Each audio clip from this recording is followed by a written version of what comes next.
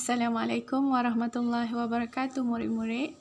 Okey, untuk subjek pendidikan Islam hari ini, Ustazah akan ulang kaji topik tahun 4 iaitu akidah, tajuk nifak. Okey, kita boleh review topik yang akan Ustazah terangkan, Ustazah akan rangkumkan pada hari ini, iaitu berkenaan tajuk ini, iaitu maksud nifak dan juga hukumnya, dalil nakli yang menunjukkan bahawa hukum nifak ini sekian-sekian. Okey, yang ketiga, sifat nifak, apa itu nifak dan sifat-sifatnya. Yang keempat, apa yang mendorong, faktor yang mendorong kepada adanya sifat nifak ini dalam diri seseorang. Itu yang kelima adalah kesan nifak terhadap individu, keluarga, masyarakat dan juga negara. Yang keenam, tugasan kefahaman yang akan Ustazah terangkan nanti.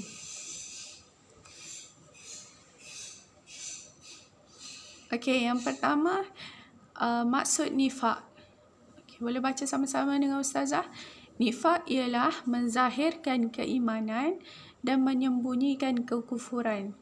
Maksud menzahirkan keimanan ni maksudnya bila kita berada di hadapan orang ramai, kita akan tunjukkan yang kita ni seorang yang beriman. Contohnya, kononnya buat banyak ibadah, solat, bersedekah di hadapan orang, tapi menyembunyikan kekufuran yang ada dekat dalam hati kita ni. Maksudnya kita tak ikhlas pun untuk nak buat semua tu, tapi sebab kita nak tunjukkan kepada orang ramai bahawa kita ni konon-kononnya beriman, baik dan sebagainya. Okey, tapi bila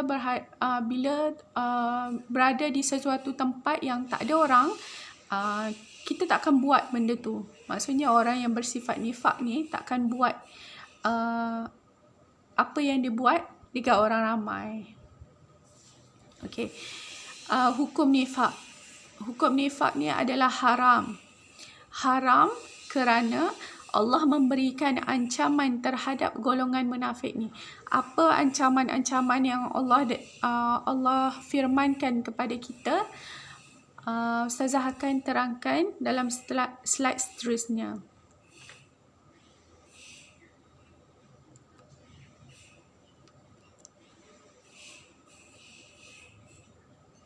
Okey, dalil nakli.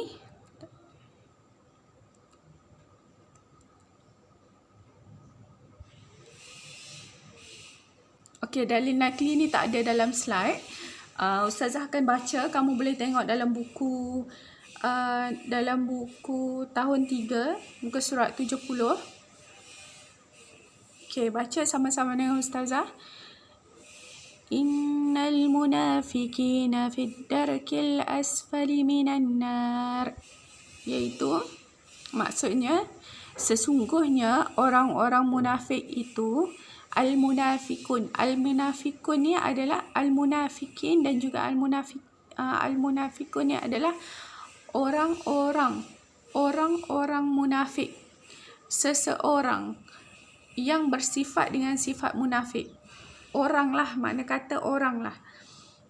Orang-orang munafik itu ditempatkan pada tingkatan yang paling bawah daripada lapisan neraka. Okey, ni adalah ancaman yang Ustazah bagi tahu tadi. Hukum tadi. Ancaman Allah ialah orang yang munafik ni, aku akan letakkan dia dalam neraka Jahanam. Itu neraka yang paling bawah sekali. Okey. Okey, bermakna hukum yang Ustazah bacakan tadi haramlah orang yang bersifat tersebut. Kalau dia buat juga sifat tersebut, apa Ustazah? Kalau dia buat juga, maksudnya dalam neraka Jahanam lah dia jika tidak bertaubat kepada Allah. Okey. Okey, slide ini sifat-sifat nifak. Nifak ni kita boleh tengok dia amalan dia apa, sifat dia apa, sifat dalaman dia apa, faktor-faktor yang mendorong dia bersifat dengan sifat demikian. Okey, seperti mana yang Ustazah cakap tadi, munafik ni adalah seseorang, nifak ni adalah sifat. Okey, sifat munafik ni dari segi i'tiqadnya, amalan yang dia buat ialah kita boleh kenal dia dengan berpura-pura apabila berhadapan dengan orang ramai. Macam Ustazah terangkan tadi, maksud munafik inilah secara detailnya dia berpura-pura di hadapan orang ramai, tapi bila tak ada orang dia tak buat pun benda tu. Dia tak buat pun kebaikan-kebaikan yang dia buat sama macam masa orang tengah ramai. Okey, yang kedua adalah berdusta. Bila dia bercakap, dia mesti berdusta. Berdusta, berbohong, menipu dan sebagainya. Okey, yang ketiga bermukir janji. Bila dia berjanji, dia mukiri janji. Maksudnya dia kata aku akan buat benda ni. Aku janji aku akan buat benda ni. Aku janji aku akan pergi. Aku akan jumpa engkau. Sekian-sekian. Tapi dia tak pergi pun ke tempat yang dia janjikan. Dia tak buat pun apa yang dia janjikan. Okey, ni adalah sifat-sifat orang munafik. Okey, yang keempat adalah khianati amanah. Apabila orang bagi amanah kepadanya, dia khianati amanah tersebut. Dia tidak melaksanakan amanah ataupun tanggungjawab yang diberikan dengan sempurna ataupun dengan baik, dengan lebih baik. Okey, faktor-faktor yang mendorong orang bersifat dengan sifat munafik ini. Yang pertama sekali adalah disebabkan lemahnya iman dia.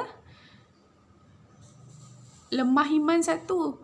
Yang kedua, dia lupakan Allah. Bila dia lupakan Allah, dia tak buat sesuatu perkara ni atas dasar Allah yang suruh, atas dasar perintah Allah, larangan Allah. Ini bermakna dia lupakan Allah. Dia tak ingat pun dekat Allah terhadap sesuatu benda yang dia lakukan seharian. Okey, yang kedua, tidak jujur dan mudah melakukan khianat. Dia tidak jujur. Apabila dia buat sesuatu, dia buat dengan sambil lewa, tak jujur, menipu dan juga mudah melakukan khianat. Yang ketiga, kurang bersyukur. Kurang bersyukur ataupun sama ada tidak bersyukur langsung, ni adalah sifat-sifat faktor-faktor yang mendorong seseorang tu bersifat dengan sifat munafik, menjadi seorang munafik.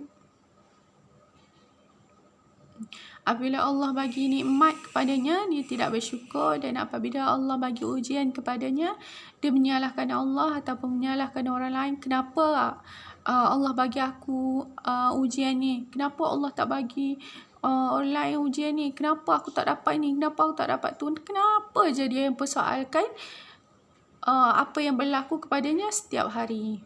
Okey, itu adalah kurang ataupun tidak bersyukur. Okey, yang keempat adalah tamak. Tamak halauba. Tamak ni bila dapat sesuatu tak cukup, nak lagi sampai kan hak orang lain pun dia sanggup ambil. Dia sanggup rampas hak orang lain semata-mata dia nakkan sesuatu tersebut, tidak merasakan cukup dengan benda yang dia dapat, yang dia ada. Itu adalah maksud tamak. Okey, yang ketiga ni adalah sifat. Sifat ni apa yang ada dalam diri dia, dalam diri lebih kurang dengan nifak amalan tadi, nifak i'tiqad tadi. Apabila dia bercakap, dia berdusta. Apabila dia berjanji, dia mungkiri janji tersebut. Apabila dia diberikan sesuatu amanah, dia mengkhianati amanah tersebut. Okey. Seterusnya, faham semua murid-murid? Okey, kesan nifak ni dalam kehidupan keluarga kita, dalam kehidupan individu, diri kita sendiri, kepada masyarakat dan juga kepada negara. Apa kesan-kesan yang berlaku? Yang pertama, hilang rasa kasih sayang dalam ahli keluarga. tidak saling sayang menyayangi, tidak hormat menghormati di antara sesama ahli keluarga, sehingga kan boleh menjadi satu perebutan harta contohnya, disebabkan tiada langsung rasa kasih sayang dan juga hormat menghormati di antara satu sama lain. Boleh juga berlaku pembunuhan kerana berebutkan sesuatu. Rasa curiga, timbul rasa curiga dan juga dendam kepada adik-beradik sendiri, ahli keluarga sendiri, sanak saudara sendiri. Ini adalah contoh kesan berlakunya kepincangan bila ramai yang bersifat dengan sifat munafik ini. Okey, yang kedua, apa yang berlaku kepada diri sendiri, individu apabila dia ada sifat-sifat ini. Yang pertama, dibenci oleh masyarakat. Masyarakat tidak akan sayang, membenci diri individu tersebut jika ada sifat-sifat ini. Hilang kawan. Selalunya orang yang bersifat yang tidak baik ini, ada sifat-sifat munafik ini, dia takkan ramai kawan sebab tak ada seorang pun yang ingin berkawan dengannya disebabkan oleh sifat buruk yang ada dalam diri dia.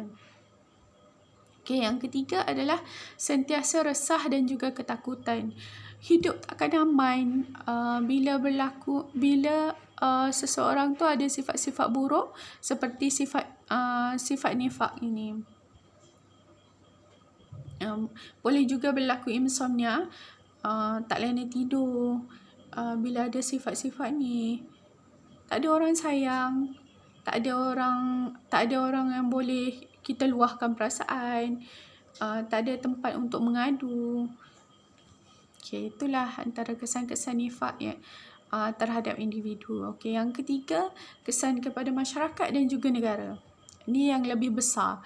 Berlaku jika terlalu ramai yang bersifat nifak ini. Okey, yang pertama, sifat ini boleh melemahkan institusi politik dan juga perpaduan ummah. Bila masyarakat, keluarga, individu ni tak bersatu, maka akan berpecahlah. Tak ada kata sepakat, tak ada perpaduan di antara umat Islam. Okay. Politik akan berlaku perbalahan, akan berlaku perebutan kuasa, akan berlaku kepincangan, tidak jujur di antara satu sama lain bila seseorang yang bersifat nifak ini memegang jawatan-jawatan tinggi. Okey, yang kedua, berselisih dan juga berbalas. Seperti yang Ustazah huraikan tadi, dia akan bergaduh sesama sendiri. Yang ketiga, umat mundur dan juga dijajah. Okey, sesuatu kabilah tersebut, sesuatu masyarakat tersebut, sesuatu negara tersebut tidak akan aman dan tidak akan ke hadapan jika ramai yang bersifat dengan sifat nifak ini. Mereka akan terus dijajah sama ada dari segi mental dan juga fizikal ataupun dari segi ekonomi dan sebagainya. Yang keempat, hilangnya nilai akhlak. Akhlak yang Nabi terapkan dalam diri kita apa? Nilai sifat mahmudah. Kalau tak ada sifat mahmudah, kita banyak sifat mazmumah seperti mana sifat nifak ini, maka masyarakat tidak akan berakhlak. Tidak akan menghormati orang yang lebih tua, buli antara satu sama lain, berkawan tapi tidak jujur dengan kawan tersebut. Ini adalah nilai-nilai akhlak yang akan hilang daripada masyarakat kita sekarang. Okey, seterusnya. Okey, semua dah faham apa yang Ustazah bincangkan tadi, Ustazah terangkan tadi dalam slide-slide sebelum ni. Okey, jika faham, Ustazah nak bagi tugasan yang menunjukkan kamu faham apa